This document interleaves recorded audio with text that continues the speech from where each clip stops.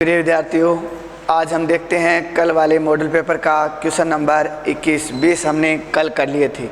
21वां question क्या कह रहा है? एक घन का आयतन 9 सेंटीमीटर क्यूब पर सेकंड की दर से बढ़ रहा है और कोर की लंबाई 10 सेमी है, तो बताओ पृष्ठीय क्षेत्रफल किस दर से बढ़ रहा है। तो सबसे पहले ध्यान देना, सेंटीमीटर क्यूब किसका मात्रक होता है? आयतन का। पर सेकंड मतलब समय, तो ये v/t की वैल्यू है और दर बढ़ रही है, इसका मतलब dv/dt का मान है। ये v की वैल्यू है, ये t की वैल्यू है। तो dv/dt की वैल्यू कितनी दी हुई है? 9 सेमी क्यूब पर सेकंड। यहाँ लिख देना प्रश्नानुसार। अब आगे क्या कह रहा है वो देखते हैं। कोर की लंबाई, ध्यान देना, कोर की लंबाई, और कोर किसकी? घन, और घन की लंबाई, कोर कहते हैं भुजा को। भुजा आप x मानते हो तो x मान लेना, ये लो 10 सेमी। अब हमें निकालना क्या है? पृष्ठीय क्षेत्रफल किस दर से बढ़ रहा है। पृष्ठीय क्षेत्रफल को किस से डिनोट करते हैं? a से, एरिया, चाहे s से लिखो एक ही बात है। और किस दर से? दर किसके साथ होती है? हमेशा समय के साथ होती है। हमें निकालना है dA/dt। तो ध्यान देना, सबसे पहले हम जानते हैं घन का आयतन। घन का आयतन कितना होता है? v बराबर x³। आयतन को किस से डिनोट करते हैं? v से। और आयतन का सूत्र क्या होता है? भुजा क्यूब। भुजा क्यूब लिख दिया। भुजा है यहाँ x मानी थी तो एक x³ लिख दो, अगर यहाँ a मानते हो तो यहाँ a³ लिख दो, इससे कोई आपत्ति नहीं है। अब हमें क्या करना है? t के सापेक्ष अवकलन करना है। t के सापेक्ष से अवकलन क्यों किया? क्योंकि यहाँ पर सेकंड लिखा हुआ है और सेकंड समय तो होता है, तो यहाँ t के सापेक्ष अवकलन करेंगे तो v का अवकलन क्या होगा? dv/dt। x³ का अवकलन बताओ, पहले 3 आगे आएगा, 3x², फिर x का होगा dx/dt। जो वैल्यू आपके पास है वो पुट करो। dv/dt की वैल्यू आपके पास कितनी है? 9 बराबर 3 का 3। x की वैल्यू आपके पास कितनी है? 10, तो 10 गुणा 10, और ये dx/dt ऐसा का ऐसा। ध्यान देना, 3 की टेबल से ये कैंसिल होता है। ये 10 × 10 100 अपॉन में ले आओ, 3/100 किसकी वैल्यू आई है? dx/dt की। आप इसको समीकरण नंबर 1 दे देना। ये हमें निकालना ही नहीं था, हमें निकालना था dA/dt, पर अब निकालेंगे dA/, इसलिए घन का पृष्ठीय क्षेत्रफल, घन का पृष्ठीय क्षेत्रफल कितना होता है? a बराबर 6 भुजा स्क्वायर, और भुजा कितनी होती है? x मानिए यहाँ, तो x²। ये लगा दिया हमने घन का पृष्ठीय क्षेत्रफल। यहीं आप भी अवकलन किसके सापेक्ष करना है? t के सापेक्ष अवकलन करना है। तो a का अवकलन तो क्या होगा? dA/dt, 6 का 6। x² का अवकलन क्या होगा? 2x, और x का क्या होगा? dx/dt। वैल्यू पुट करो, dA/dt बराबर 6 को 2 से गुणा करते ही 12, x की वैल्यू 10, dx/dt की वैल्यू कितनी है? dx/dt की वैल्यू समीकरण 1 से 3/100 है, 3/100। 1 0 से 1 0 कैंसिल। 12 को 3 से गुणा करते ही 36, 36 में 10 का भाग देते ही 3.6। मात्रक क्या लगाना है? एरिया, क्षेत्रफल का मात्रक क्या होता है? स्क्वायर। तो यहाँ सेमी है तो सेमी स्क्वायर। पर समय का मात्रक क्या होता है? सेकंड। तो जो आपका पृष्ठीय क्षेत्रफल है वो किस दर से बढ़ रहा है? 3.6 सेमी स्क्वायर पर सेकंड की दर से बढ़ रहा है। अब बात करते हैं हम क्वेश्चन नंबर 22 की। क्या है कि एक परवलय है y² बराबर x। ध्यान देना, परवलय का डायग्राम बनाने के लिए जिसकी घात 1 होती है परवलय हमेशा उस x पर ही बनता है। ये क्या होता है xx, ये क्या होता है yx। x की पावर 1 है, इसका मतलब परवलय xx पे बनेगा, परवलय xx पे बनेगा। अगर ये x स्क्वायर बराबर y होता तो परवलय किस पर बनता, y पर। अब माइनस, यहाँ माइनस x होता तो परवलय किस पर बनता, माइनस x की तरफ बनता। अगर ये स्क्वायर यहाँ होता और माइनस y होता तो परवलय इस प्रकार बनता। अब ध्यान देना, x प्लस वाई बराबर 2 का डायग्राम बना रहा हूँ मैं। x की वैल्यू यहाँ लिख देते हैं, x की वैल्यू 0 लेते हैं, x की 0 लेते ही y की वैल्यू कितनी आएगी 2, यही है। y की 0 लेते ही x की वैल्यू कितनी आएगी 2। इन दोनों को मिलाएंगे, मिलाते ही ये रेखा बन गई। इन दोनों का मध्यवर्ती क्षेत्र निकालना है आपको। मध्यवर्ती क्षेत्र का मतलब ये निकालना है आपको।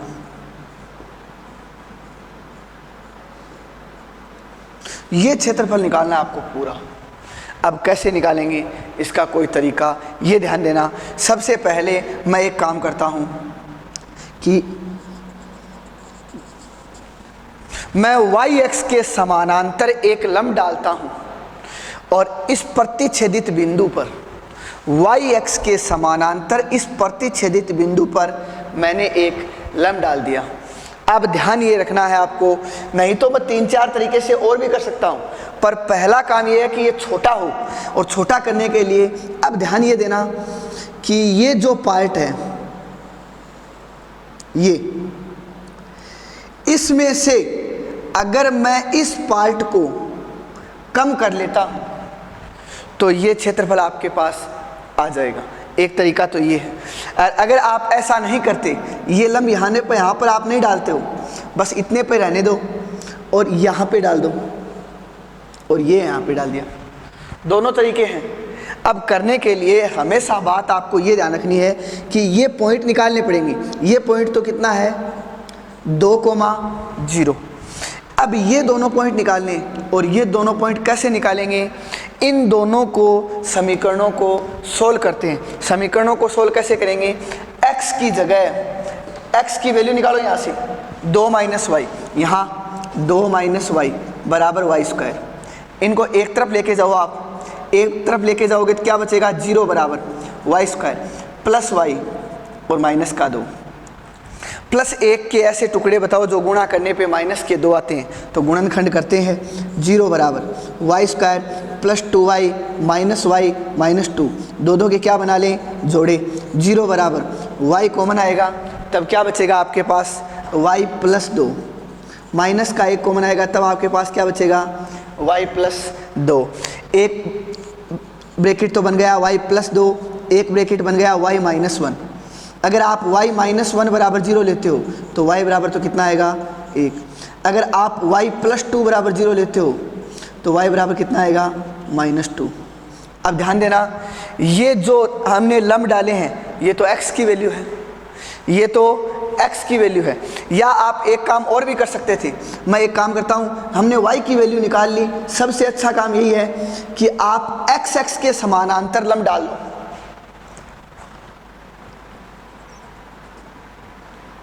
इन प्रतिच्छेदित बिंदुओं से, ये लो बहुत जल्दी हो जाएगा। अब x के समानांतर हमने लंब डाले तो ये बात पक्की है कि y की वैल्यू यहाँ कितनी है -2, y बराबर 1, और ये जो वैल्यू है ये कितनी है y बराबर -1, -1 नहीं सॉरी +1। अब ध्यान देना, माइनस के 2 से जब आपका ग्राफ शुरू होता है और कहाँ तक आता है प्लस के 1 तक, और किसके अंडर में है ये पूरा, इस रेखा के अंडर में है। तो मेरा कहने का मतलब है जब मैं लिमिट -2 से 1 लगाऊंगा और रेखा के अंडर में रखूंगा तो क्षेत्रफल आपके पास ये पूरा आएगा, ये क्षेत्रफल आएगा। पर हमें कौन सा चाहिए, सिर्फ इसके अंदर वाला, मतलब ये पार्ट और ये पार्ट हमें नहीं चाहिए। तो क्या करेंगे बताओ, ये जो खाली पार्ट है, ये जो खाली पार्ट है वो किसके अंडर में है, इस परवलय के नीचे ही तो है। वाई एक्स की तरफ, तो इस परवलय के नीचे वाले को तो कम कर लेंगे और रेखा के नीचे वाले को, ध्यान देना ये पूरा रेखा का पार्ट है और ये जो बचा है ये परवलय का पार्ट है। तो रेखा वाले में से परवलय वाला क्या कर लेंगे, माइनस कर लेंगे, तब आपके पास ओनली आपको जो क्षेत्रफल निकालना है वो आएगा। कैसे करेंगे, यहाँ देखो, मध्यवर्ती क्षेत्रफल बराबर, मैं यही लिख रहा हूँ। सबसे पहले लिमिट कहाँ से शुरू करें, -2 से, कहाँ तक, प्लस के 1 तक। बड़े वाला क्षेत्र किसके अंडर में है, रेखा के, तो मैं यहाँ लिखूंगा रेखा का। पहले ये बताओ ये लिमिट x की थी या y की थी, y की लिमिट है, y की लिमिट है तो यहाँ लिखूंगा dy, ध्यान देना y की लिमिट है तो dy लिखूंगा और यहाँ लिखूंगा रेखा का x। फिर माइनस करना है और यही लिमिट लगानी है -2 से 1 और यही dy, पर अब किसके अंडर वाला कम करना आपको परवलय के जो भी नीचे दिया हुआ है उसको कम करना है, तो यहाँ लिखेंगे परवलय का x। अब काम क्या करना है देखो, -2 से 1। मैं दूसरे तरीके से भी कर सकता था, वाई एक्स के समानांतर लंब डाल के, उससे क्वेश्चन थोड़ा बड़ा होता, जितना करेंगे उससे डबल होता, पर इससे छोटा होगा। रेखा का x, ये रेखा रही, बताओ यहाँ से x का मान 2 - y, तो क्या लिखूंगा 2 - y dy, -2 से 1। परवलय का x, बोलो परवलय का x का मान बोलो कितना है, y²। अब क्या करना है, 2 का समाकलन करना है, किसके सापेक्ष, y के सापेक्ष। कांस्टेंट राशि का समाकलन जिसके सापेक्ष करना होता है वो खुद आ जाता है, तो dy का y हो जाएगा, 2 साथ में है ही तो 2y, और y का समाकलन घात ऊपर 1 जुड़ जाएगी, तो 1 तो है, 1 और जुड़ जाएगी, तब कितनी हो जाएगी 2/2, और इसकी लिमिट कितनी है -2 से 1, माइनस y² का समाकलन y की घात 3/3। जितनी घात में 1 जुड़ती है वही घात कहाँ आती है, नीचे आती है। इसकी लिमिट भी -2 से 1, तो हम एक काम करें, पूरे पे ही लिमिट लगा लें, क्योंकि लिमिट सभी की समान है, तब पूरे पे एक साथ लगा सकते हैं, अन्यथा एक साथ नहीं लगा सकते। दोनों की लिमिट समान थी तब मैंने पूरे पे लगा दी। अब आप इसका सॉल्यूशन कर लो। मैं एक काम करता हूँ, बाहर 6 का भाग देता हूँ और अंदर 6 से गुणा कर देता हूँ। क्यों? ताकि ये हर क्या हो जाए, ख़त्म हो जाए। जैसे ही आप 6 से गुणा करोगे तो यहाँ कितना होगा 12y, यहाँ 6 से गुणा करते ही 3y², यहाँ 12 से गुणा करते ही 4y³, और लिमिट कितनी है -2 से 1। ध्यान देना, यहाँ 6 से गुणा करते ही 6 से गुणा किया 12, यहाँ 6 से गुणा किया 3, यहाँ से 6 से गुणा करते ही यहाँ कितना आएगा 2y³। -2 से लिमिट 1 है। पहले हमेशा अपर लिमिट रखी जाती है। अपर लिमिट का मतलब इन सभी के y की जगह 1 रखना है आपको, तो 1 रखो। 1 रखते ही 12, -3 -2, क्योंकि 1 की घात तो चाहे कितनी भी हो कोई फर्क नहीं पड़ता। अपर लिमिट का आंसर निकालने के बाद आपको माइनस का साइन लगाना है, उसके बाद आपको लोअर लिमिट पुट करनी है। -2 पुट करना है यहाँ पे, तो बोलो कितना होगा माइनस का 24। -2 यहाँ पुट करेंगे तो -2 का स्क्वायर प्लस का 4, 3 से गुणा करते ही 12, -12, फिर माइनस का साइन, -2 का क्यूब -8, -2 से गुणा होंगे +16, ये प्लस का हो जाएगा और ये ब्रैकेट बंद। ध्यान देना 1/6, आपका आंसर कितना आएगा, 12 में से 5 जाएंगे, कितने बचेंगे 7। ठीक है, फिर माइनस का साइन। अब -12 है, -24 है, तो -36 हो गए, -36 +16 तो -20 बच गए। -20 यहाँ माइनस का साइन है तो क्या हो जाएगा +20, तो आपका आंसर कितना आएगा 27/6। 3 के पहाड़े से ये कैंसिल हो रहा है। 3 के पहाड़े में 27 कितनी बार आता है? 9 बार। 6 कितनी बार आता है? 2 बार। और आप इसको क्षेत्रफल को लिख देना स्क्वायर यूनिट या वर्ग इकाई, 9/2, या आप लिख सकते हो 4.5 स्क्वायर यूनिट। इस प्रकार देखो ये इतना सा छोटा सा हो गया। मैं इसी क्वेश्चन को इतना 3 बार होता, कब करते? जब इस तरीके से लंब डालते, फिर ये टुकड़ा अलग होता, ये छोटे वाला अलग होता, ये फिर अलग होता, 3 बार करना पड़ता। ये इतना एक बार में हो गया। तो सवाल जो इस एक्सरसाइज के सवाल हैं, उन सभी सवालों को आप कम से कम कितने तरीक़ों से कर सकते हो? 2 तरीक़ों से। चाहो तो आप एक्स एक्स से लंब डाल सकते हो, चाहो तो आप वाई एक्स से लंब डाल सकते हो। जिससे छोटा होता है आप उसी से करने की कोशिश किया करो, नहीं तो थोड़ा लेंथी हो जाता है, बाद में गड़बड़ भी हो जाती है। अब बात करते हैं क्वेश्चन नंबर 23 के बारे में। क्या दिया हुआ है? एक रेखा दी हुई है, एक्स एक्स दिया हुआ है, x बराबर 0 और x बराबर 3। ध्यान देना, सबसे पहले इसका डायग्राम बनाते हैं। डायग्राम बनाएंगे तो देखो x का वैल्यू 0 रखोगे। मैं सबसे पहले 1 2 3 और ये 4, 1 2 3 और ये 4, आप इस तरीके से वैल्यू पुट कर लो। और ये 0, ये x x, ये y x। x की जगह 0 पुट करते ही y की वैल्यू कितनी आएगी? 4 आएगी। y की जगह 0 पुट करते ही x की वैल्यू कितनी आएगी? 2 आएगी। और इसको मैं क्या कर देता हूँ? मिला दिया। इसका डायग्राम तो ये रेखा बन गई। x x ये रही, x बराबर 0 ये रहा, x बराबर 0 y x खुद होता है। x x का समीकरण क्या होता है? y बराबर 0। y x का समीकरण क्या होता है? x बराबर 0। x बराबर 0 ये है, x बराबर 3 ये रहा, ये रहा x x, ये रहा x बराबर 0। इसका मतलब एक तो ये निकालना है, x बराबर 3 तक, x बराबर 3, इसका मतलब ये पार्ट भी निकालना पड़ेगा। कितने टुकड़े हो गए आपके पास? 2 हो गए। दोनों अलग अलग हैं, दोनों का अलग अलग निकाल के आप क्या कर सकते हो? जोड़ सकते हो। पर ये पॉइंट 2 का है, ये 0 का है, ये 3 का है।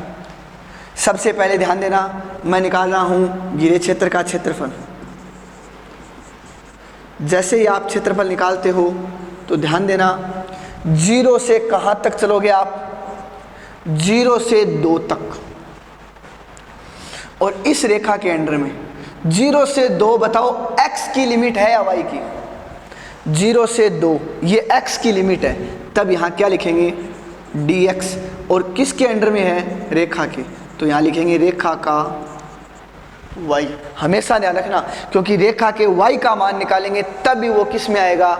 x के पदों में आएगा। अब प्लस, क्योंकि ये अलग पड़ा है अभी। 2 से लिमिट कितनी लगाएंगे? अब 3। 2 से 3 लिमिट लगाएंगे।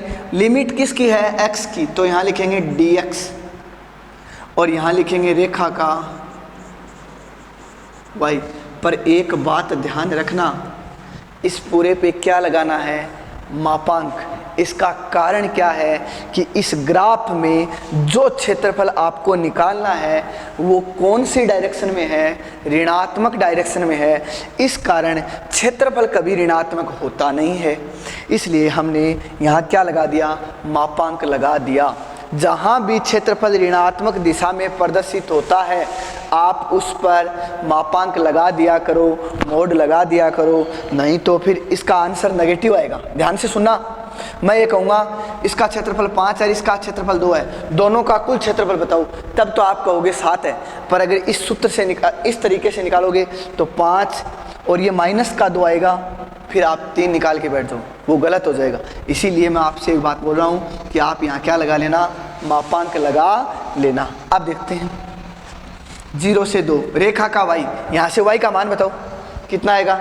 4 माइनस 2x, 4 माइनस 2x आएगा और लिमिट 0 से 2 और ये dx प्लस 2 से 3 4 माइनस 2x और dx और ये मापांक बन।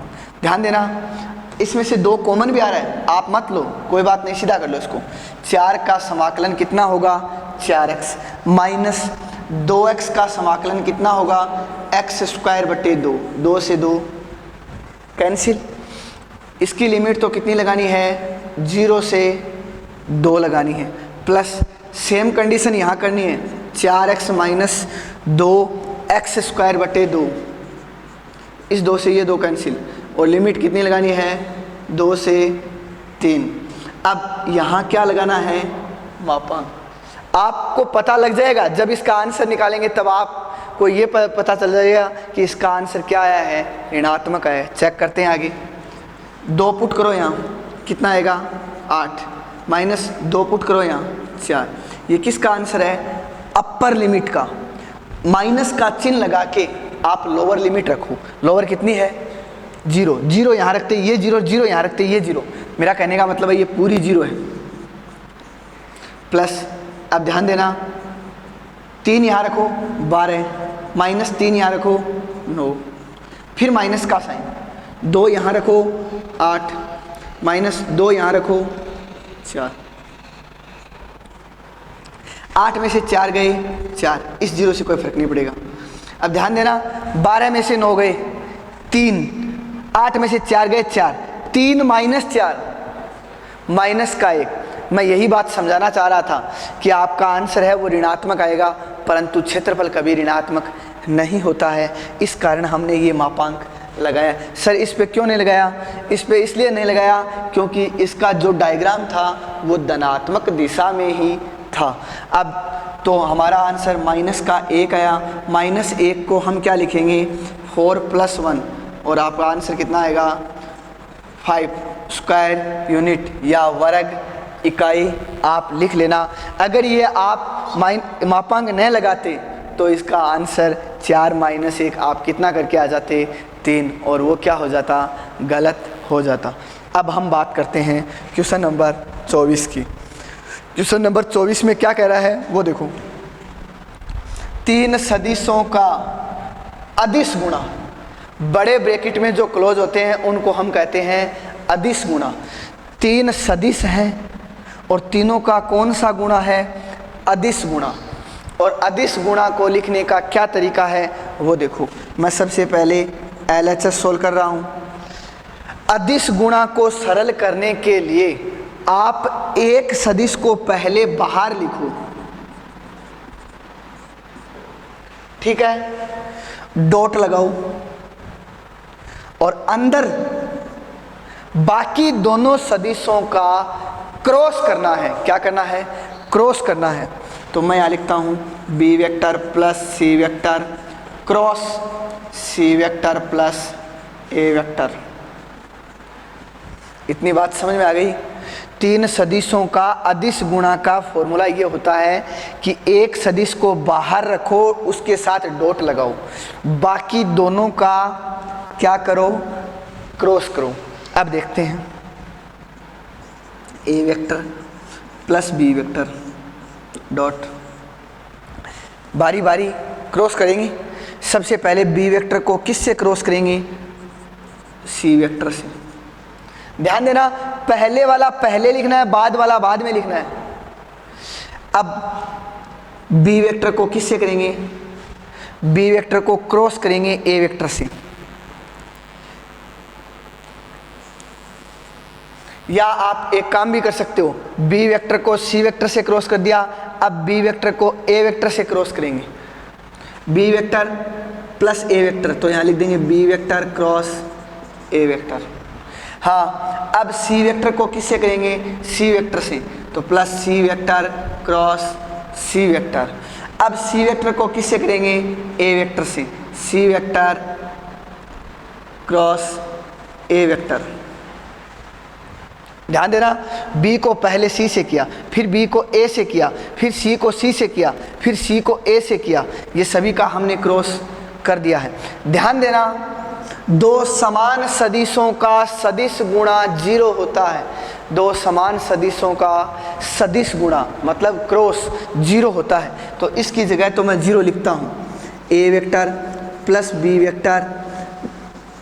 Vector cross C vector, B vector cross A vector plus 0, यहाँ लिखूंगा नहीं और ये लिख देता हूँ C vector cross A vector. अब आप चाहो तो इस पे इस प्रकार ब्रैकेट लगा के छोड़ सकते हो। अब इसकी बारी आ गई, ये अंदर जाएगा, ध्यान देना, ए वेक्टर डॉट होगा सभी से, ए वेक्टर डॉट होगा सभी से। तो सबसे पहले ए वेक्टर डॉट किसके साथ, B vector cross C vector. A vector dot होगा किसके साथ, इसके साथ। फिर ए वेक्टर डॉट होगा किसके साथ, कर दिया, ए वेक्टर से तो सभी से गुणा कर लिया। अब बात करते हैं बी वेक्टर की। बी वेक्टर सबसे पहले इससे होगा, तो बी वेक्टर डॉट होगा B vector cross C vector से। बी वेक्टर डॉट होगा B vector cross A vector से, कर लिया, प्लस बी वेक्टर डॉट होगा C vector cross A vector. ध्यान देना, मैं एक बात बोल रहा हूं, तीन सदिशों के अदिश गुणनफल में कोई भी दो सदिश समान नजर आए, उस कंडीशन में उन तीनों सदिशों का अदिश गुणनफल शून्य होता है। ध्यान देना, इसमें कौन कौन समान है, ए समान है, इसका मतलब इसकी वैल्यू कितनी होगी, 0 होगी।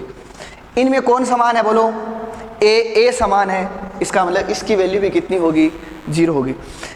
इनमें बोलो कौन समान है, बी समान है, तो इसकी वैल्यू भी कितनी होगी, 0। इनमें बोलो कौन समान है, बी समान है, तो इसकी वैल्यू भी कितनी होगी, 0। तो फिर हमारे पास बच्चे कौन कौन, ए बी सी समान नहीं है, बी सी ए समान नहीं है, तो ये बच्चे हमारे पास। इन तीनों की, इन चारों की वैल्यू तो कितनी होगी, 0। इनका कारण क्या है कि तीन सदिशों के अदिश गुणनफल में कोई भी दो सदिश समान नजर आए, उस कंडीशन में उनका अदिश गुणनफल शून्य प्राप्त होता है। तो हमारे पास क्या बचा, A vector dot B vector cross C vector, ये सभी 0 हो गए। ये बचा B vector dot C vector cross A vector. ध्यान देना, तीन सदिशों के अदिश गुणनफल में ए बी सी, ये आगे भेज दो चाहिए, बी सी ए, या फिर ये आगे भेज दो सी ए बी, सभी की वैल्यू क्या होती है, समान होती है। कारण क्या है, देखो मैं इस बात को क्या लिख रहा हूँ, बड़े ब्रैकेट में क्लोज कर रहा हूँ, ए वेक्टर बी वेक्टर और सी वेक्टर। ठीक इसी प्रकार ध्यान देना, मैं इसको लिख देता हूँ B vector C vector A vector. बड़े ब्रैकेट में बंद करने का मतलब है कि ये तीनों का अदिश गुणा है, और अदिश गुणा का फॉर्मेट क्या होता है कि बाहर तो 1 का डॉट, अंदर 2 का क्रॉस। यही हमने किया हुआ था, तब इसको ऐसा लिख दिया, इसको ऐसा लिख दिया। ए बी सी ए दोनों समान होते हैं, और एक सी ए बी हो तो वो भी समान ही होता है। तो इसको भी हम क्या कर सकते हैं, ए बी सी लिखेंगे, तो A B C plus A B C दोनों समान है, बीच में जोड़ का चिन्ह है, तो आप इसको लिख सकते हो 2AB और यही हमारी कौन सी साइड थी, RHS। ध्यान देना, यही हमारी कौन सी साइड थी, 2 bracket of A vector B vector और सी वेक्टर, यही हमारी RHS साइड थी। थोड़ा सा ये ध्यान रखना, जब ये दो सदिश आगे पीछे इंटरचेंज होते हैं तब इस अदिश गुणनफल का जो भी मान आता है उसका साइन बदल जाता है। जैसा हमने सारणिक में भी पढ़ा था कि दो पंक्तियों को परस्पर आप क्रम चेंज करते हो तो उस सारणिक के मान का सिर्फ और सिर्फ चिन्ह बदलता है, न कि उसके संख्यात्मक मान पर फर्क पड़ता है। इसी प्रकार आपका क्वेश्चन नंबर 24 कंप्लीट हो गया। अब हम देखते हैं क्वेश्चन नंबर 24 का जो अथवा का क्वेश्चन था उसके बारे में देखते हैं। आपको ए वेक्टर दिया हुआ है, बी वेक्टर दिया हुआ है, सी वेक्टर दिया हुआ है और आपको कहा क्या रहा है कि A vector plus lambda B vector की जो भी वैल्यू है वो लंबवत है किसके, सी वेक्टर के। तो ध्यान देना, पहले आप A vector plus lambda B vector की वैल्यू निकालो। तो ध्यान देना, ए वेक्टर की जगह ए वेक्टर पुट करो, 2i plus 2j plus 3k plus lambda B vector. तो बी वेक्टर को लेमडा से मल्टीप्लाई करके लिख दो, तो लेमडा से मल्टीप्लाई करते ही माइनस का लेमडा i प्लस का 2 लेमडा जे केप प्लस का 3 लेमडा के केप। अब हम एक काम करते हैं, इन दोनों में से आई केप कॉमन आ रहा है तो यहाँ क्या बचेगा 2 माइनस लेमडा आई केप। इन दोनों में से जे केप कॉमन आ रहा है तो आप जैसे ही जे केप कॉमन लेते हो तो 2 प्लस 2 लेमडा जे केप। यहाँ के केप कॉमन आ रहा है तो यहाँ क्या बचेगा 3 प्लस 3 लेमडा। इस 3 को और इस 2 को कॉमन लेने की ज़रूरत नहीं है। अब क्या कह रहा है कि सी वेक्टर क्या है 3i cap plus 4j cap. ये लंबवत है और लंबवत की शर्त क्या होती है, मैं ये लिख देता हूँ। लंबवत की शर्त अदिश गुणनफल शून्य होता है। लंबवत की शर्त ये होती है कि अदिश गुणनफल शून्य होता है। अदिश को किस से डिनोट करते हैं, डॉट से। दो सदिश अगर लंबवत हैं तो 100% उनका अदिश गुणा 0 है। एक और बात आती है, जब दो सदिश समांतर हो तब उनका क्या 0 होता है, क्रॉस 0 होता है। यहाँ लंबवत की कह रहा था तो मैंने डॉट का साइन लगा दिया, दोनों के बीच में बराबर में 0 रख दिया। इसकी वैल्यू बोलो कितनी थी, इसकी वैल्यू आपके पास थी 2 minus lambda I cap plus 2 plus 2 lambda J cap plus 3 lambda K cap dot C vector की वैल्यू बोलो 3i cap plus 4j cap और बराबर के बाद 0। डॉट हमेशा खुद के साथ होता है, दूसरे के साथ 0 होता है। तो आई वाले से ही डॉट होगा तो 3 को गुणा करेंगे किससे, 2 माइनस लेमडा से। 4 को गुणा करेंगे किससे, 2 प्लस 2 लेमडा से।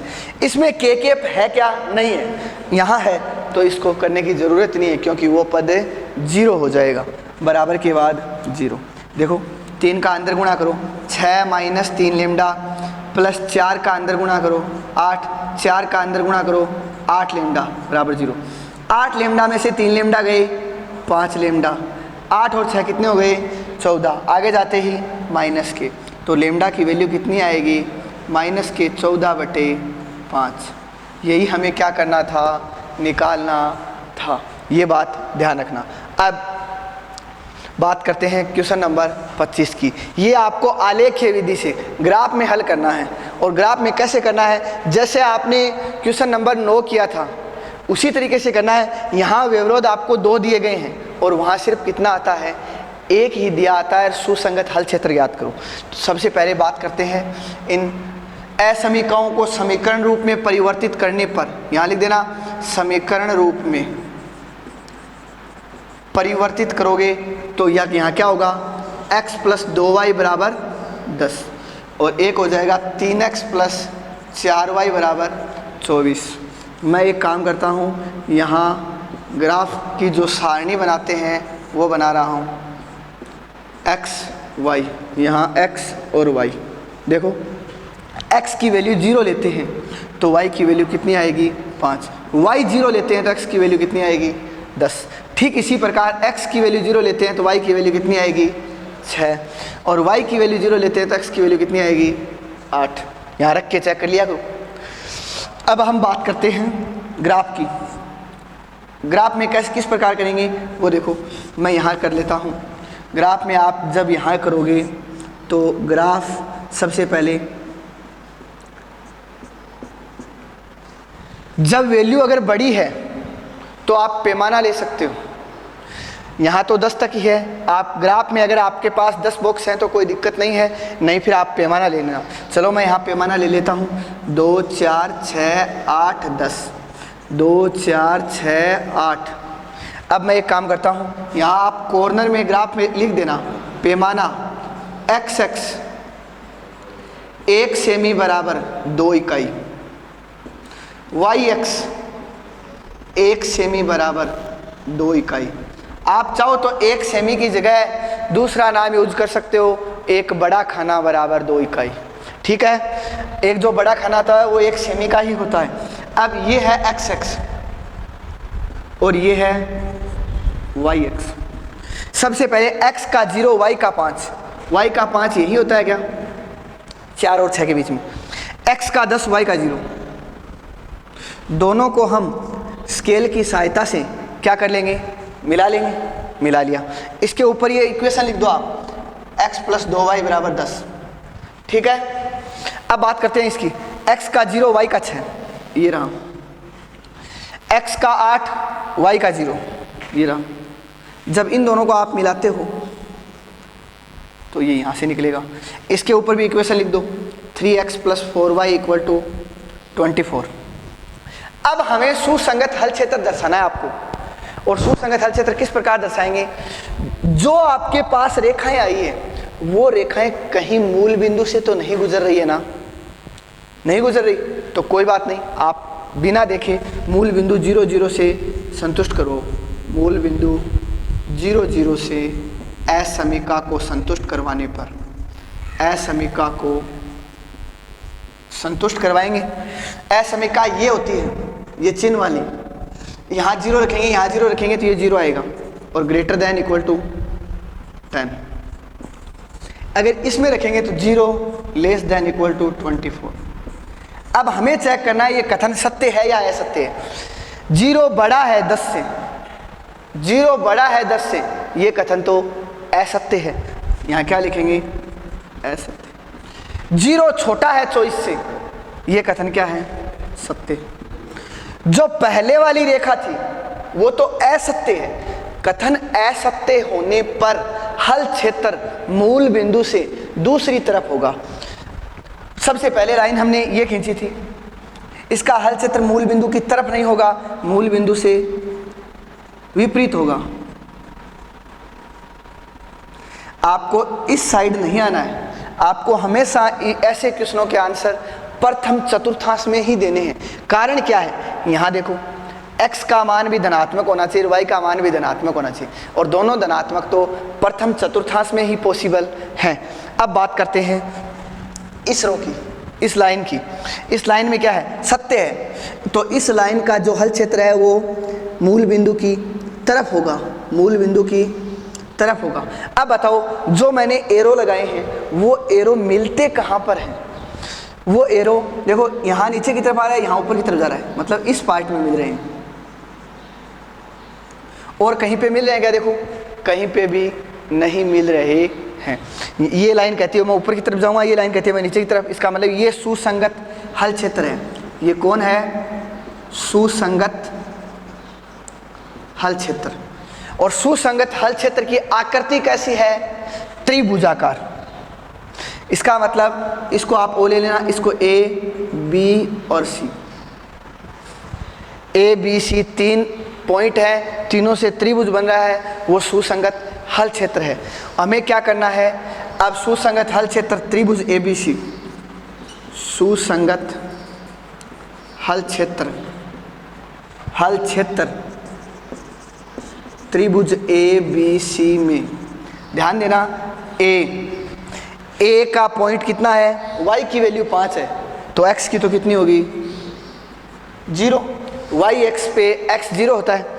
c कितना है 6, 0,6। पहले हमेशा x निर्देशांक डिनोट किया करो, बाद में y। अब बात करते हैं इसकी, ये पॉइंट दोनों रेखाओं का प्रतिच्छेदन बिंदु है या नहीं, तो हम दोनों रेखाओं को सरल करते हैं। दोनों रेखाओं को सरल करेंगे तो ध्यान देना आप, ग्राफ में ज़्यादातर ग्राफों में सीधा पता चल जाता है। कैसे, क्योंकि ग्राफ को सॉल्यूशन करते ही पता चल जाएगा कि x की वैल्यू कितने पे आ रही है, y की वैल्यू कितने पे आ रही है। अगर पूरी नहीं आती है तो आप इन दोनों समीकरणों को सरल कर लिया करो। रफ में आप जैसे ही सरल करते हो तो ये देखो, इसको 2 से गुणा कर लो, इसको 2 से गुणा करते ही आप रफ में क्या आएगा, 2x प्लस 4y बराबर 20। यहाँ ऐसा का ऐसा 3x प्लस 4y बराबर 24। आप घटाओगे ये कट जाएगा, -x बराबर -4, तो x बराबर कितना आ गया 4। आप डायग्राम से भी देखो, थोड़ा सा प्रतीत तो हो रहा है कि x की वैल्यू कितनी है 4 है। x की वैल्यू अगर 4 यहाँ रखते हो, ये इधर आएगा तो y की वैल्यू 3 आएगी, और y की वैल्यू 3 पे आएगी यहाँ, तो b पॉइंट कितना आ गया, x तो 4 और y 3, तो बी पॉइंट आ गया आपके पास 4,3। इसी प्रकार आपको सुसंगत हल क्षेत्र के तीनों पॉइंट आपके पास आ गए हैं। अब हमें करना क्या है, हमें करना है कि इसको मिनिमम करना है, न्यूनतम मान निकालना है इसका। तो मैं यहाँ एक टेबल बनाता हूँ और उस टेबल पे ध्यान देना। टेबल बना रहा हूँ मैं, z बराबर कितना है 200x प्लस 500y, और यहाँ लिखूँगा मैं कॉर्नर पॉइंट, या लिख देना कोणीय बिंदु या शीर्ष बिंदु, आपकी इच्छा है। सबसे पहले कॉर्नर पॉइंट A है और A कितना है 0,5, B कितना है 4,3 और C कितना है 0,6। 0,5 x की जगह 0 लिखो, y की जगह 5 लिखो। 0 लिखते ये 0, 5 लिखते ये 2500। 4 और 3 यहाँ 4 लिखो 800 प्लस 3 लिखो 1500। 1500 और 800 कितने हो गए 2300।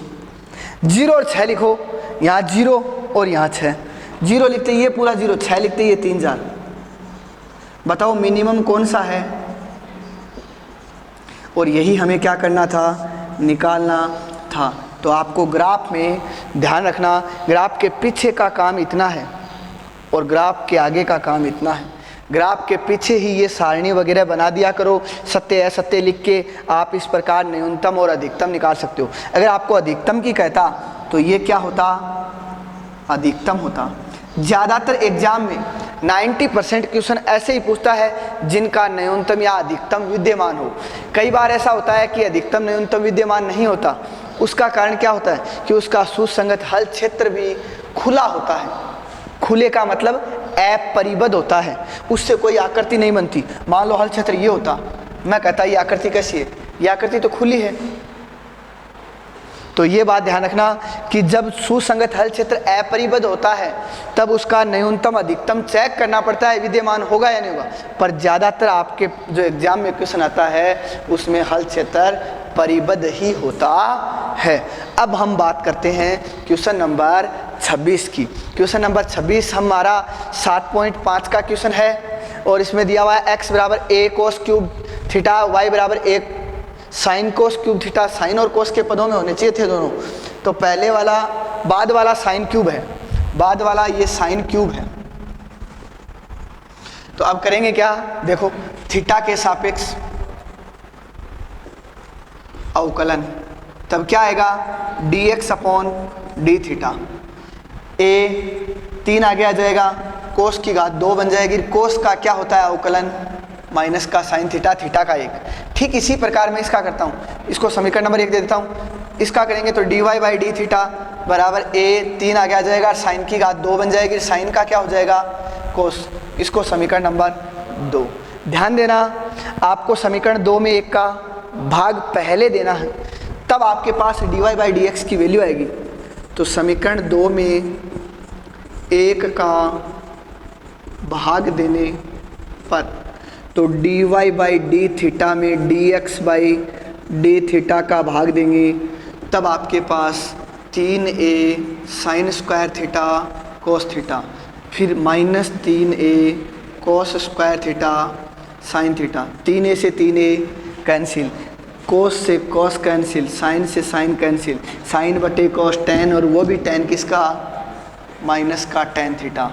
अब हमें क्या करना है, ये value dy by D x की आई है, हमें निकालना है d2y upon D x square. इसका मतलब इसका अवकलन किसके सापेक्ष करना है, x के सापेक्ष, थीटा के सापेक्ष नहीं करना है, x के सापेक्ष। पुनः नहीं किया ही नहीं x के सापेक्ष, तो अवकलन। तो dy बाई डी एक्स का अवकलन कितना होगा, d2y upon D x square. Minus का साइन, tan का अवकलन क्या होता है, सेक स्क्वायर होता है। फिर थीटा का कितना होगा, D theta upon D x. ध्यान देना d2y upon D x square बराबर माइनस सेक स्क्वायर को आप 1 बटे कोस स्क्वायर लिख सकते हो।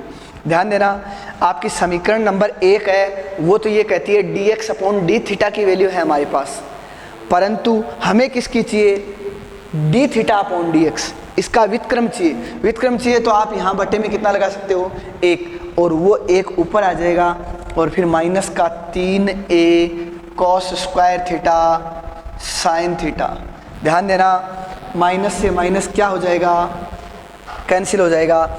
हमें थीटा बराबर की वैल्यू कितने पे निकालनी है, π/4 रखने पर। जैसे ही आप थीटा की जगह π/4 रखते हो तो d2y अपॉन dx स्क्वायर बराबर 1/3a कोस स्क्वायर कोस की घात कितनी हो जाएगी 4 π/4 और साइन π/4 होता है 45 डिग्री और कोस 45 हो चाहे साइन 45 हो, मान सभी का 1/√2 होता है।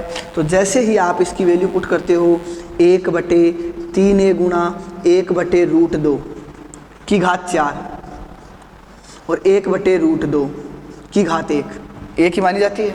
दो आधार समान है, घातें जुड़ जाएगी, नहीं जोड़ो तो कोई बात नहीं। √2 की घात 4 भी ऊपर चला जाएगा, √2 भी ऊपर चला जाएगा।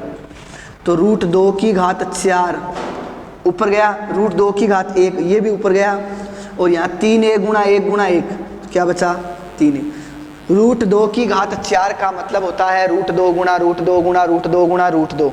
2 और 2 गुणा होते कितने आएंगे 4√2 और बटे 3a। यही आपके इस क्वेश्चन का क्या है आंसर है। यही ध्यान रखना है। मेन गलती आप यहाँ से करते हो कि या तो आप इतने का ही आंसर निकाल लेते हो, d थीटा अपॉन dx नहीं लिखते हो, लिख देते हो तो d थीटा अपॉन dx की वैल्यू नहीं लिखते बाद में।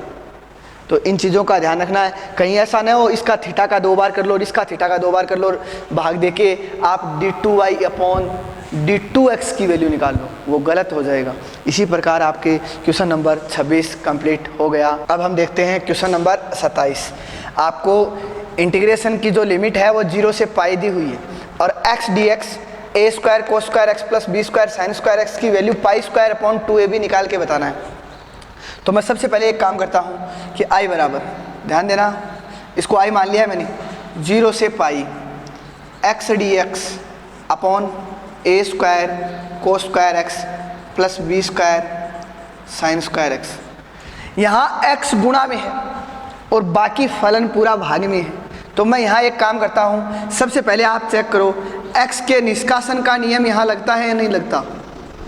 x के निष्कासन से, x का निष्कासन वहीं लगता है जहाँ x के अलावा जितना भी पद है उसमें लिमिट में से -x करते हो तो कोई फर्क नहीं पड़ना चाहिए। लिमिट क्या है 0 से पाई, पाई माइनस एक्स, कोस पाई माइनस एक्स क्या होता है सेकंड क्वाड्रेंट, और सेकंड क्वाड्रेंट में कोस माइनस होता है, परंतु यहाँ क्या है स्क्वायर है, इस कारण वापस क्या हो जाएगा प्लस हो जाएगा।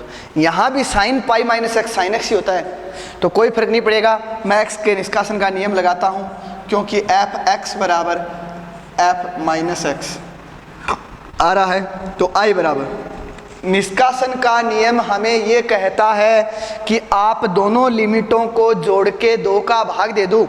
दोनों लिमिटों को जोड़ो 0 और पाई, पाई और पाई में 2 का भाग दे दो। अब x हटा दो, अब आप x को छोड़ सकते हो। x के निष्कासन का नियम ये कहता है x हटा दो, दोनों लिमिटों को जोड़ के 2 का भाग दे दो। x साइड में करते ही dx a square cos square x plus b square sine square x. हम अब एक काम करते हैं, इनमें से कोस स्क्वायर एक्स कॉमन लेते हैं, π/2 0 से पाई। जैसे ही आप कोस स्क्वायर एक्स कॉमन लेते हो नीचे से, वो ऊपर जाके किसका रूप ले लेगा, क्योंकि अपॉन में कोस स्क्वायर है, वो ऊपर जाके क्या बन जाएगा सेक स्क्वायर, और कोस स्क्वायर कॉमन लेते हैं यहाँ a square plus b square. Cos square common लेते ही ये sine square upon cos square क्या बन जाएगा tan स्क्वायर। ये भी स्क्वायर ये भी स्क्वायर, तो मैं एक काम करूं इस पूरे पे स्क्वायर लगा सकते हैं, कोई आपत्ति नहीं है। अब देखते हैं लेट b tan x को मैं t मानता हूं। समाकलन में आप जो भी मानते हो उसका सदैव अवकलन होता है। b tan x का अवकलन क्या होता है सेक स्क्वायर x, और x का अवकलन 1 और t का अवकलन dt अपॉन dx, और वो dx इस साइड आ जाएगा। बोलो ऐसा कहीं है क्या आपके पास, ये रहा। इसका मतलब dt अपॉन b वैल्यू है इसकी, D T upon B value है, डी टी अपॉन बी है, उसको बाहर लिख दो 1/b।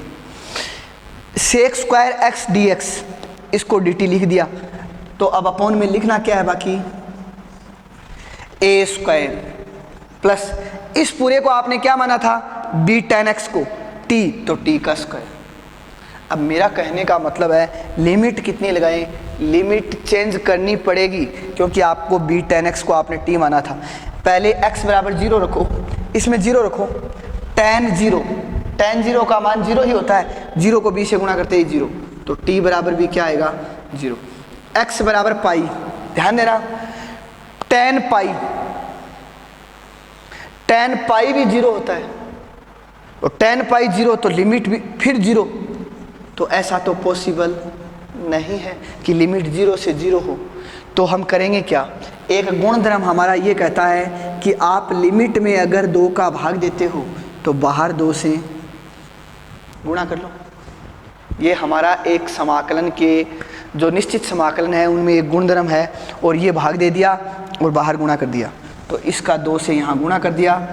अब भाग देते ही लिमिट π/2 रखेंगे, tan π/2, tan 90, और tan 90 का मान होता है अनंत, तो यहाँ लिखेंगे t बराबर अनंत। तो अब बोलो लिमिट कहाँ से कहाँ आ गई, 0 से अनंत।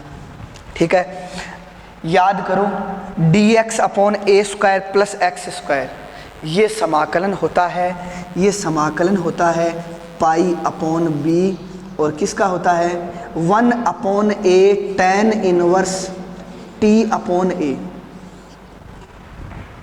इस a की जगह 1 रखो, तो ये tan इनवर्स t का इसका समाकलन होता है। 1/1 प्लस एक्स स्क्वायर का समाकलन क्या होता है, tan इनवर्स x, तो यहाँ a की जगह 1 रखने पे आता है 1/1, तो tan इनवर्स t बन जाता है वो वाला। तो मेरा कहने का मतलब है लिमिट कितनी है, 0 से अनंत। आप 1/a तो बाहर लिख लो क्योंकि गुणा में है, तो 1/a को तो बाहर लिखते ही π/b था, a और आ गया ab। अब लिमिट रख रहा हूं मैं, पहले अनंत रखो, अनंत में a का भाग देने से कितना आता है अनंत, अनंत में आप चाहे किसी भी संख्या का भाग दो अनंत ही आएगा। तो मैं यहाँ लिख देता हूँ tan इनवर्स अनंत माइनस, अब 0 रखेंगे तो tan इनवर्स 0। मैंने इस 1/a को तो बाहर लिख दिया है, बताओ tan के अंदर अनंत मान कितने डिग्री का होता है, अनंत मान कितने डिग्री का होता है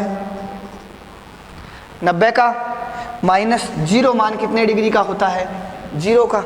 π/2 माइनस 0 π/2 को π/ab से गुणा करेंगे तो पाई गुणा होते ही पाई स्क्वायर, और 2 और ab, और यही आपकी कौन सी साइड थी, RHS थी, यही हमें सिद्ध करना था। ऐसा क्वेश्चन आता है एग्जाम में 6 नंबर का।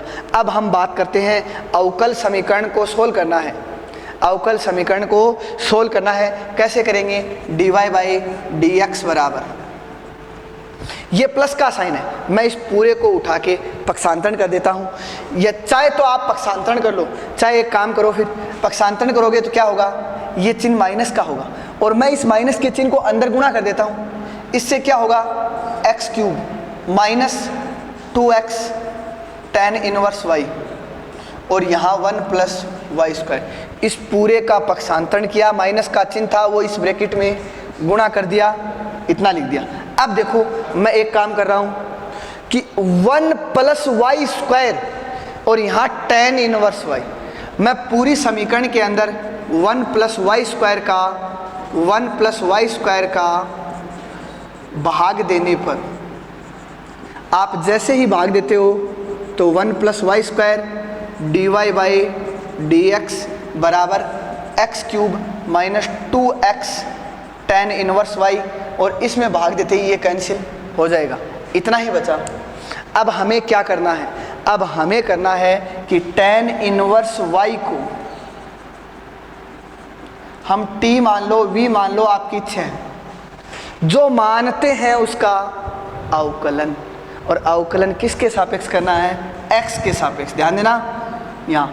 तो tan इनवर्स y का अवकलन क्या होता है, हमने सातवीं एक्सरसाइज में पढ़ा था कि tan इनवर्स का अवकलन होता है 1/1 प्लस एक्स स्क्वायर, एक्स होता है तो y था तो y स्क्वायर, y का अवकलन कितना होगा dy/dx और v का अवकलन कितना होगा dv/dx।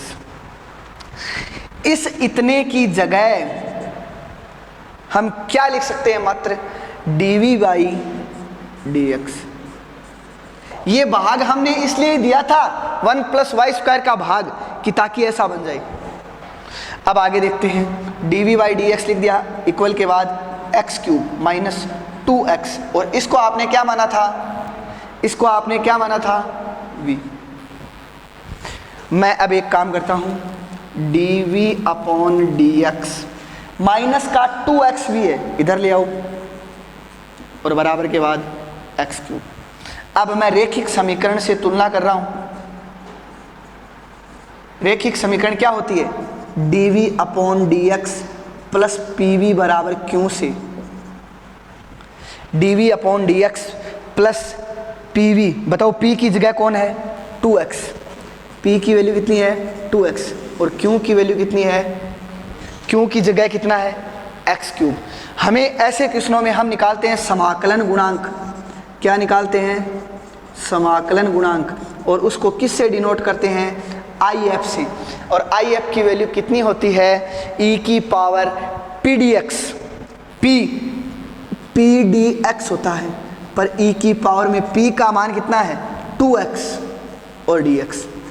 ध्यान देना, 2x का समाकलन 2x²/2, 2 से 2 कैंसिल, ये लो, ये किसकी वैल्यू आई है, समाकलन गुणांक की आई है। हमें निकालना है अवकल समीकरण का हल, तो हम लिखेंगे अवकल समीकरण का हल, अवकल समीकरण का हल। हल कैसे निकालते हैं, जो IF है वो किसके पदों में है, x के पदों में।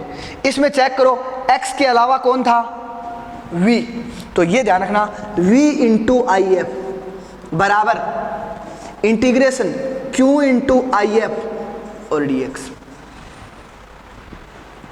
अब बोलो v की ऐसा का ऐसा IF की वैल्यू बोलो, IF की वैल्यू कितनी थी e की पावर x², इंटीग्रेशन q की वैल्यू कितनी थी, q की वैल्यू कितनी थी x³, IF की वैल्यू कितनी है e की पावर x²। इतना करने के बाद अब देखो आप, मैं यहां कर रहा हूं आगे का v e की पावर x²। इसका समाकलन कैसे करेंगे, इसका समाकलन करने का तरीका बताता हूं मैं। यहाँ x की घात 3 है, मैं इसको ऐसा लिख सकता हूं क्या, x की घात 3 को मैं x की घात 2 इंटू x, अब x की घात 2 को मैं t मान लेता हूं। t तो हमने नहीं माना सही अभी तक, कोई बात नहीं, मान लो x² को आप जैसे ही t मानते हो तो यहाँ क्या होगा 2x और t का dt/dx, और अपॉन में dx है वो मैंने यहाँ लगा दिया।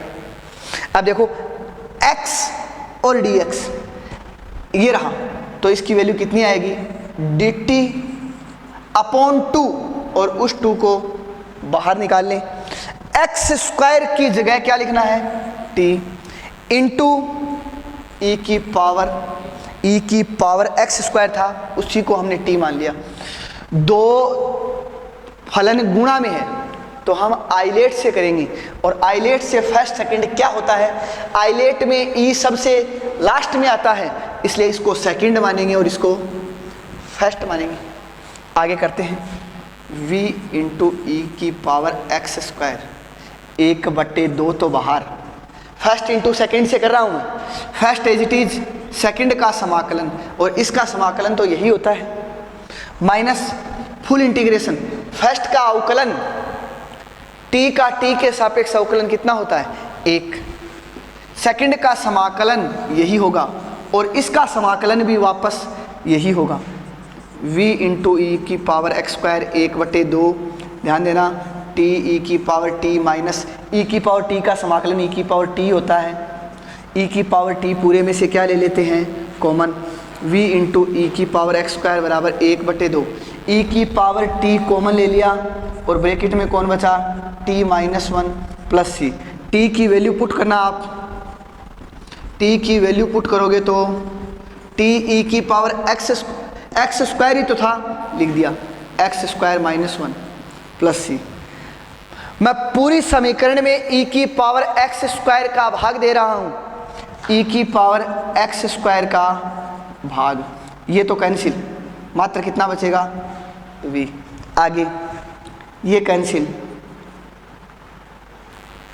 आप चाहो तो इस 2 को इधर लेके आ सकते थे, पहले पढ़ा रहने दो। तो x square minus 1 plus c, इसमें भाग देंगे e की पावर x स्क्वायर का। भाग देने का मतलब वो ऊपर जाते ही e की पावर माइनस एक्स स्क्वायर। अब देखो आपका जो क्वेश्चन था वो एक्स वाई के फॉर्मेट में था, और यहाँ एक्स वाई के अलावा कौन है बोलो, v, बाकी तो x ही है। तो v की वैल्यू क्या थी, v क्या माना था आपने, tan इनवर्स y, तो यहाँ लिख लो tan इनवर्स y बराबर 1/2 bracket x square minus 1 plus c e की पावर माइनस एक्स स्क्वायर। यही आपके इस क्वेश्चन का आंसर है। ये क्वेश्चन पूरा 6 नंबर का आता है, ऐसा का ऐसा। अब हम बात करते हैं ये क्वेश्चन की, दोनों अथवा में आते हैं। एक आता है रेखिक अवकल समीकरण का, एक आता है समघातीय समीकरण का। ये है रेखिक अवकल समीकरण का और ये है समघातीय। समघातीय का क्या पता चलेगा, देखो 1 घात कितनी हो गई 2, यहाँ भी घात कितनी है 2, यहाँ भी घात कितनी है 2, यहाँ भी घात कितनी हो जाएगी 2। समघातीय फलन है। समघातीय फलन है तो इसको सोल्व कैसे करते हैं वो देखो। समघातीय फलन को सोल्व करने के लिए आपको क्या करना है, बात उसकी करते हैं। सबसे पहले 3xy प्लस एक्स स्क्वायर और ये dx बराबर के बाद आगे भेजते ही माइनस का sine X square plus X Y और ये dy। अब हम एक काम करते हैं, या तो आप dy बाई dx निकाल लो या आप dx बाई dy निकाल लो। सबसे पहले यहाँ चेक करते हैं dx बाई dy, ये dx है, ये dy मैं इधर ले आया, यहाँ माइनस का X square plus X Y और इसको भाग में ले आओ 3xy प्लस एक्स स्क्वायर। अब हम एक काम करते हैं, यहाँ x dx बाई dy है तो मैं एक काम कर रहा हूँ dx बाई dy, इस पूरे पद में से आप x स्क्वायर या y स्क्वायर कॉमन लो। y स्क्वायर कॉमन लेते हो तो क्या बनेगा, y स्क्वायर कॉमन लेते हो तो क्या बनेगा, माइनस का चिन्ह पड़ा रहने दो, कॉमन आ नहीं रहा, ले रहे हैं, इसका मतलब यहाँ x square upon Y square plus यहाँ वाई स्क्वायर कॉमन लेते ही x upon y. Y square common लेने का मतलब है एक वाई से एक वाई क्या हो जाएगा, कैंसिल। यहाँ वाई स्क्वायर कॉमन लेते ही क्या आ गया 3x अपॉन वाई। यहाँ वाई स्क्वायर कॉमन लेने का मतलब है X square upon Y square. अब आप मेरे को ये बताओ, ये क्वेश्चन का पूरा फॉर्मेट, बाहर भी वाई स्क्वायर कॉमन लिया, इसमें वाई स्क्वायर से वाई स्क्वायर कैंसिल। अब जो क्वेश्चन पूरा है वो x अपॉन वाई के पदों में है या नहीं है, x अपॉन वाई के पदों में है तो आप इसको x अपॉन वाई को v मान लो, x अपॉन वाई को क्या मान लिया v। अब क्या करेंगे, x बराबर वी वाई। अब x के सापेक्ष क्या करेंगे, अवकलन, जो मानते हैं उसका अवकलन। अब हमें किसके सापेक्ष अवकलन करना है, dx अपॉन dy है तो ये ध्यान रखना यहाँ करना है आपको y के सापेक्ष। और अगर ये dx y अपॉन dx होता तो यहाँ करते x के सापेक्ष, जो नीचे लिखा होता है उसी के सापेक्ष अवकलन करना है। अब बात करते हैं आगे, x का तो हो जाएगा dx by dy, v as it is तो y का y के सापेक्ष 1 plus y as it is तो v का कितना होगा dv अपॉन dy। ये हमारे पास dx की वैल्यू आ गई v plus Y dy by dx upon dy की जगह ये पुट कर रहा हूँ v plus Y dv upon dy बराबर के बाद माइनस, ध्यान देना x upon Y, x upon Y आपने क्या माना है v, दोनों पे स्क्वायर है इसका मतलब v पे square plus v upon 3v plus v square, ये प्लस का v है इसका पक्षांतरण कर लो। आप जैसे ही पक्षांतरण करते हो यहाँ क्या आएगा, माइनस का v। अब देखते हैं y dv बाई dy, ये सही रहता अगर आप dy बाई dx बना के करते, इसको ऐसे कर लेते और इसको ऐसे कर लेते, कोई आपत्ति नहीं थी। पर चलो अब देखते हैं इसके अनुकूल ही कर रहे हैं। V square plus V minus V इससे गुणा होगा तो माइनस का 3v स्क्वायर, माइनस वी इससे गुणा होगा माइनस का v cube upon 3v plus V square.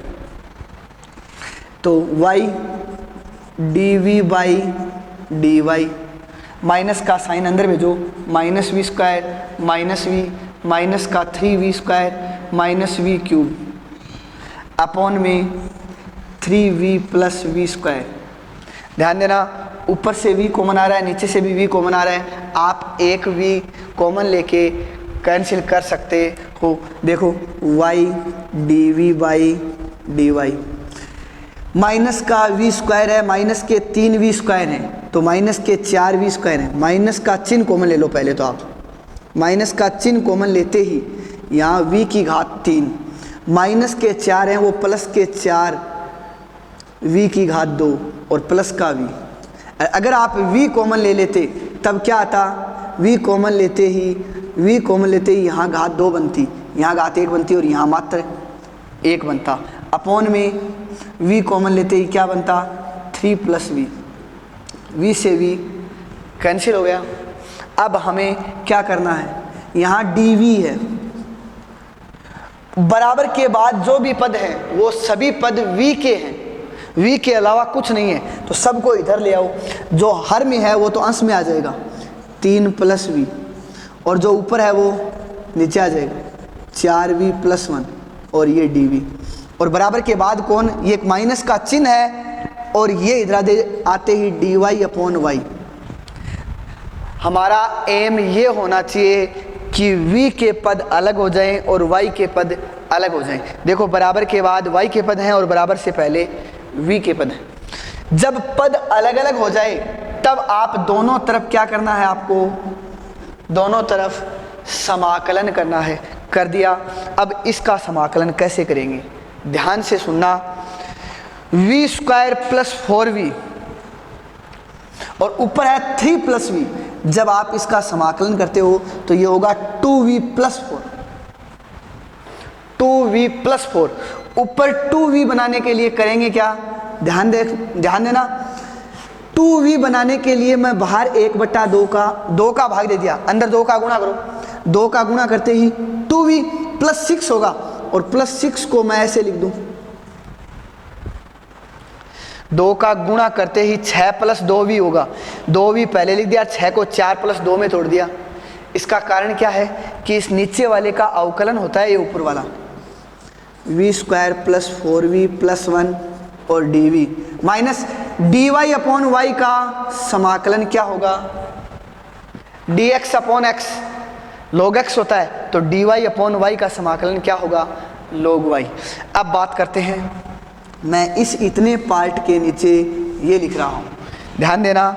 मैं थोड़ा सा काम यहाँ कर देता हूँ कि 1/2 तो बाहर है, आप चाहो तो इस 2 को आगे भी भेज सकते हो यहाँ पे, ये लो। अब इसका अवकलन ये ऊपर वाला होता है 2v प्लस 4, 2v प्लस 4 बन रहा है पूरा का पूरा। अगर मैं इसको t मानूं तो ये ऊपर वाला पूरा dt बनेगा, dt upon t।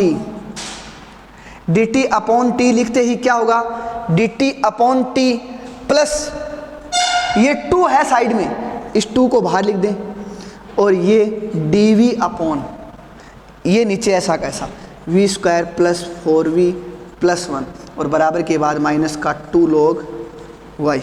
dt upon t क्या होगा, जैसे dy अपॉन y क्या होता, log y, तो dt अपॉन t क्या होगा, log t प्लस 2। इसको सोल्व कैसे करेंगे, पूर्ण वर्ग बनाएंगे, और पूर्ण वर्ग बनाने के लिए जिसकी घात 2 होती है उसका गुणांक 1 होना चाहिए, और जिसकी घात 1 होती है उसके गुणांक का आधे का वर्ग एक बार जोड़ना है, एक बार घटाना है। इसका गुणांक तो 1 है, 4 का आधा 2, 2 का स्क्वायर 4, मतलब एक बार 4 जोड़ेंगे, ये प्लस 1 तो थोड़ा आगे लिख देता हूँ, एक बार 4 जोड़ेंगे, एक बार 4 घटाएंगे। अब जो इतना पार्ट है वो v+2 का होल स्क्वायर है, तो हम इसको लिखेंगे dv/v+2 का होल स्क्वायर। और माइनस के 4 प्लस का 1 तो माइनस के 3 बचे, और इस 3 को लिखने का फॉर्मेट मैं ये बना लेता हूँ। 3 को ऐसा लिख सकते हैं √3 का होल स्क्वायर, और बराबर के बाद माइनस का 2 log y। हाँ, dx/x² माइनस a² का फॉर्मूला क्या होता है मैं वो बता देता हूँ। dx/x² माइनस a² का फॉर्मूला, x² माइनस a² का फॉर्मूला होता है 1/2a log x minus a upon x plus a plus c, ये होता है। तो ध्यान देना, x के स्थान पे कौन है यहाँ v+2, ऊपर स्क्वायर का स्क्वायर माइनस माइनस, a के स्थान पे यहाँ कौन है √3। इसमें x के स्थान पे तो आप v+2 रख देना और a के स्थान पे √3 लिख देना, और बाकी ऐसा का ऐसा छोड़ देना। लास्ट में ये फॉर्मेट t के पदों में है, t हटाना है। t आपने क्या माना था क्वेश्चन में, देख लो आप, t आपने ये माना था, तो वापस v² + 4v + 1 लिखना है, पर आंसर v के पदों में भी नहीं छोड़ना है, आंसर v के पदों में नहीं छोड़ना है, क्योंकि आपका जो क्वेश्चन है वो सिर्फ x और y के पदों में है। तो v आपने क्या माना था x/y, तो जहां आपको v नज़र आता है लास्ट में x/y लिखना है। तो मेरा कहने का मतलब है कि दोनों क्वेश्चन अथवा में आते हैं, जो क्वेश्चन छोटा है आप उसे सरल करो, क्योंकि बड़े वाले पहले ये रफ नोटबुक में थोड़ा सा करके देख लिया करो कि ये लेंथ ही जा रहा है या जल्दी से निपट रहा है। आप उसी के अकॉर्डिंग, या तो आप समघात वाला छोटा होता है तो ये पहले ये करो, और अगर रेखिक समीकरण वाला छोटा होता है तो आप रेखिक समीकरण वाले तरीके से कर सकते हो। 100% दोनों अथवा में आते हैं। अब हम देखते हैं क्वेश्चन नंबर 29। आपको ये रेखा फर्स्ट दी हुई है और ये रेखा सेकंड दी हुई है, और ये कह रहा है कि इनकी लघुत्तम दूरी ज्ञात करो, शॉर्टेस्ट डिस्टेंस ज्ञात करनी है आपको। तो ध्यान देना कि हम जानते हैं SD का फॉर्मूला क्या होता है, b1 vector cross b2 vector dot a2 vector minus a1 vector upon b1 vector cross b2 vector का परिमाण और पूरे का परिमाण। ये हमने फॉर्मूला पढ़ा है कि SD का फॉर्मूला होता है b1 cross b2 dot a2 minus a1 upon b1 cross b2 का परिमाण। अब ध्यान देना, यहाँ a1 a2 b1 b2 की वैल्यू निकालते हैं रेखा फर्स्ट से। a1 वेक्टर क्या होता है, जो आपके ऊपर लिखे हुए हैं XYZ के साथ, उनके चिन्ह बदल दो आप, 3i plus 4j minus k। और b1 वेक्टर होता है जो इसके नीचे लिखा हुआ है यहाँ, 2i plus j minus 3k। इसी प्रकार रेखा सेकंड से a2 वेक्टर, यहाँ देखो i plus 3j plus k। और b2 वेक्टर यहाँ से क्या होगा, माइनस का i प्लस का 3j प्लस का 2k। हमें किस किस की वैल्यू निकालनी है, पहले b1 vector cross b2 vector की वैल्यू निकालनी है। निकालते हैं, यहाँ i, यहाँ j और यहाँ k। b1 की वैल्यू ये रही 2 1 3 -1 3 और 2। जब आप इसका मल्टीप्लाई करोगे तो i ये क्लोज 2 माइनस k9 तो ये प्लस k9 माइनस j ये क्लोज 4 -3 प्लस का k ये क्लोज 6 प्लस 1। तो आपका आंसर आ जाएगा 11i, 4 में से 3 गया 1, तो माइनस का j 6 और 1 7 प्लस के 7 k। अब बात करते हैं a2 vector minus a1 vector की। हमें घटाना है अगर इनका परिमाण निकालना हो तो परिमाण क्या होता है, रूट आई कैप के गुणांक का स्क्वायर प्लस जे कैप के गुणांक का स्क्वायर प्लस के कैप के गुणांक का स्क्वायर। जब आप इन दोनों को सभी को जोड़ोगे तब कितना आएगा, 49 और 1 50 और 121, यह आएगा आपका रूट 171। a2 माइनस a1, इसमें से ये माइनस करना है तो माइनस का 2i कैप, इसमें से ये माइनस करेंगे तो माइनस का j कैप, इसमें से ये माइनस करेंगे तो प्लस का 2k कैप। अब ध्यान देना, आपको फॉर्मूले में पुट करना है, तो फॉर्मूले में पुट करेंगे तो एस डी बराबर पहले b1 क्रॉस b2 की जगह ये लिखना है आपको 11i कैप माइनस जे कैप प्लस 7k कैप, और डॉट किससे करना है, डॉट इससे करना है a2 माइनस a1 की वैल्यू से, तो माइनस 2i कैप माइनस जे कैप प्लस 2k कैप, और अपॉन में क्या है, b1 क्रॉस b2 का परिमाण कितना है, रूट 171। तो एस डी बराबर, ध्यान देना डॉट खुद का खुद से होता है, तो 11 को -2 से करते ही माइनस का 22, -1 को -1 से करते ही प्लस का 1, 7 को 2 से करते ही 14 और रूट 171। ध्यान देना माइनस के 22 हैं प्लस के 15 हैं तो माइनस के 7 बचे, और माइनस के 7 बचे और अपॉन में कितना है, रूट 171। तो ध्यान देना माइनस में कभी भी दूरी नहीं होती, इसलिए आप इसको सीधा लिख दो 7/√171 और यहाँ लिख देना इकाई। यही आपके इस क्वेश्चन का आंसर है। अब आपका जो लास्ट क्वेश्चन है वो क्या दिया आपके मॉडल पेपर में, ये दिया हुआ है कि एक परीक्षा में एक बहुविकल्पीय प्रश्न के 4 विकल्प हैं। एक परीक्षा के अंदर कंपटीशन एग्जाम में छोटे छोटे क्वेश्चन होते हैं, उनके ऑप्शन होते हैं, और इसमें कह रहा है वो ऑप्शन कितने हैं, 4 हैं, का उत्तर देने में एक छात्र या तो अनुमान लगाता है या नकल करता है या प्रश्न का उत्तर जानता है। तो छात्र के द्वारा अनुमान लगाने की प्रायिकता 1/3 है। छात्र के द्वारा अनुमान लगाने की प्रायिकता, क्वेश्चन नंबर 30 की बात करते हैं हम। अनुमान लगाने की प्रायिकता कितनी है, अनुमान लगाने की प्रायिकता आपको दी हुई है, अनुमान लगाने की प्रायिकता इस क्वेश्चन में है 1/3, और फिर नकल करने की प्रायिकता है, नकल करने की प्रायिकता है वो 1/6 है। आगे फिर कह रहा है उसके द्वारा सही उत्तर दिए जाने की प्रायिकता 1/8 है यदि वह नकल करता है। तो आपको पूछ रखा है छात्र द्वारा प्रश्न का उत्तर जानने की प्रायिकता ज्ञात कीजिए, जबकि यह ज्ञात है कि उसने उत्तर सही दिया है। ध्यान देना आपके पास 3 ऑप्शन है, या तो ये बच्चा अनुमान लगाता है, या ये बच्चा नकल करता है, और या उसको आता है। 3 ही तरीके हैं, या तो अनुमान लगाता है, या नकल करता है, या उसको प्रश्न वो आता है।